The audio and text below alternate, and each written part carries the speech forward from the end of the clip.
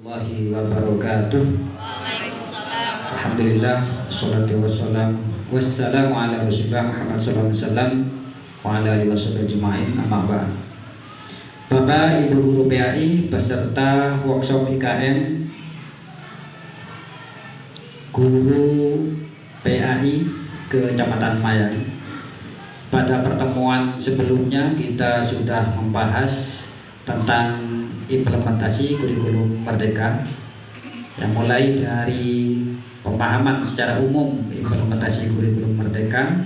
Kemudian kemarin itu juga sudah sempat ada 4 kegiatan yang bisa dilalui untuk mencapai profil pelajar Pancasila.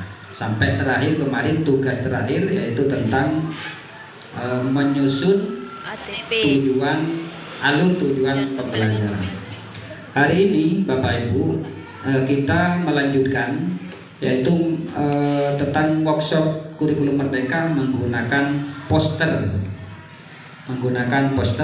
untuk mempermudah dalam pemahaman kurikulum Merdeka secara umum. Lebih khusus nanti di sini ada 10 poster Bapak Ibu. Yang pertama tentang alur dalam memahami kurikulum Merdeka. Kemarin langkah 1 memahami secara garis besar, dan kedua memahami pembelajaran dan asesmen. Yang ketiga memahami pengembangan KOSP. Masih ingat KOSP? Kurikulum operasional satuan pendidikan dalam kurikulum Merdeka. Langkah yang keempat memahami pengembangan proyek profil Pancasila. Nah, dari 4 kegiatan yang disampaikan beberapa saat waktu di rumahnya Bapak Idam kemarin, Bapak Umam, tentang workshop yang kedua yaitu terakhir tentang alur tujuan pembelajaran. Jadi alurnya pertama apa Bapak Ibu? Memahami CP berdasarkan SK BS Kap nomor 33 2022 tentang capaian pembelajaran.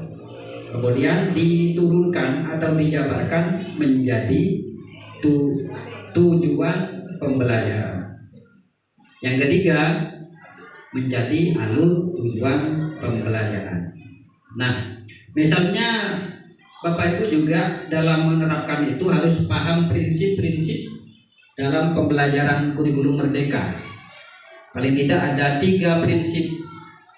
Ini secara umum saya ulang karena memang nanti di akhir kegiatan Bapak Ibu bisa menyusun modul ajar dan modul proyek. Yang pertama prinsip pembelajaran dari kurikulum Merdeka itu pelajaran intrakurikuler. Apa saja kemarin?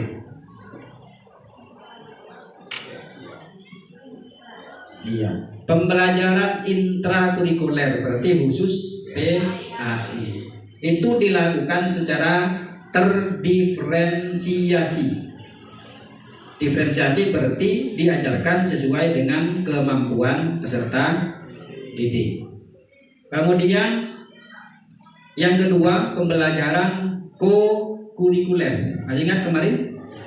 Di poster ini nomor 2 pembelajaran ko-kurikuler berupa proyek penguatan profil pelajar Pancasila. Itu bisa berkolaborasi dengan guru kelas dan guru yang lain. Kemudian yang ketiga pembelajaran ekstrakurikuler. Kalau kaitannya dengan ekstra Bapak Ibu berarti disesuaikan dengan minat dan bakat sumber daya peserta didik, dan juga minat dan bakat sumber daya yang ada di satuan pendidikan, termasuk gurunya harus bisa pendampingan dan pelatihan, melatih siswa tersebut dalam ekstra. Kemudian pelaksanaan pembelajaran dalam prinsipnya itu melalui 3 tahapan. Pertama dilakukan asesmen diagnostik, asesmen awal untuk menempatkan siswa. Untuk diferensiasi siswa perlu diadakan asesmen awal, penilaian awal. Oh, ini mampu di bidang ini. Oh, ini kelas 1 belum bisa huruf hijaiyah. Oh, ini sudah hafal beberapa ayat. Itu bisa Bapak Ibu dilakukan di asesmen awal. Sehingga Bapak Ibu bisa menyampaikan materi, bisa merencanakan pembelajaran sesuai dengan tingkat atau SDM peserta didik. Kemudian yang B, yang kedua, perencanaan pembelajaran. Setelah melakukan asesmen, maka kita bisa menyusun perencanaan sesuai dengan kebutuhan. Dimungkinkan antara guru yang satu, bahkan sekolah satu dengan yang lain, itu perencanaannya berbeda. Karena misalnya di Mayang 1 mungkin berbeda dengan Sebuti 1 dan seterusnya. Pelaksanaan pembelajaran juga tentunya kalau perencanaannya berbeda, nanti pelaksanaannya juga berbeda. Nah, itulah letak dari kurikulum Merdeka. Kemudian asesmen. Kalau dari perencanaan, pelaksanaan, tentunya asesmen juga menyesuaikan. Kemarin sempat saya sampaikan, asesmen itu ada secara umum ada 2, asesmen formatif dan asesmen sumatif. Formatif itu dilakukan pada saat pembelajaran berlangsung. Dalam tujuannya untuk mengetahui kualitas atau mutu proses pembelajaran, bukan untuk nilai rapor. Sudah sampaikan kemarin ya? Sudah. Kemudian yang mana yang untuk rapor? Ya. Yaitu asesmen sumatif. Kalau kita kenal dulu, yaitu ada PAT, ada PAS, ada ulangan harian, apalagi PTS ya, dan sebagainya. Itu yang dilakukan oleh lembaga atau satuan pendidikan. Kalau yang dilakukan oleh pemerintah, asesmen sumatif yang dilakukan oleh pemerintah, dalam bulan ini, minggu ini Bapak Ibu sudah melaksanakan di lembaganya, yaitu berupa ANPK. Itu termasuk asesmen sumatif. Seperti itu Bapak Ibu. Kemudian proses perencanaan kegiatan, pertama Bapak Ibu wajib memahami JP, sehingga merasa tidak kesulitan seperti yang kemarin waktu pertemuan pertama.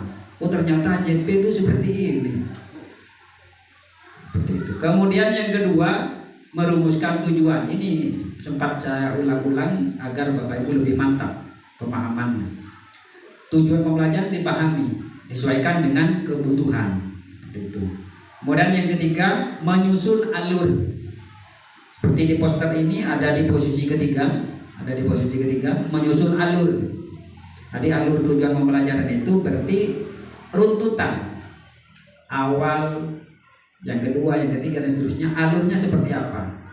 Seperti yang disampaikan pertemuan sebelumnya, bahwa alur itu disesuaikan dengan diferensiasi peserta didik. Seumpama di LPP jenengan itu di alur pertama itu terasa sulit untuk dipahami, maka Bapak Ibu bisa merubah atau menggeser alurnya.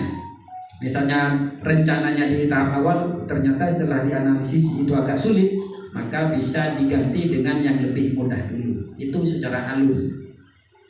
Nah, kalau sudah ketemu alur, kemudian merancang pembelajarannya. Sebelum merancang itu tentunya Bapak Ibu membuat namanya modul ajar. Itu secara intrakurikulernya. Modul ajarnya PAI itu seperti apa. Kemudian yang untuk profil Pancasila itu namanya modul proyek.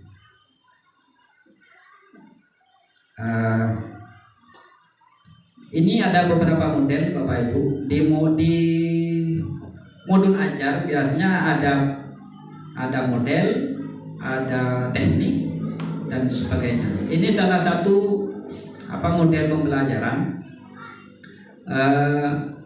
yang kita kenal dengan teaching at the right level.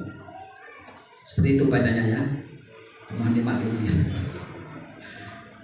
yang teaching ini disingkat dengan TARL. Apa itu? Pendekatan pembelajaran tidak mengacu pada tingkat kelas. Jadi pembelajaran mengacu kepada kemampuan murid, makanya disebut diferensiasi.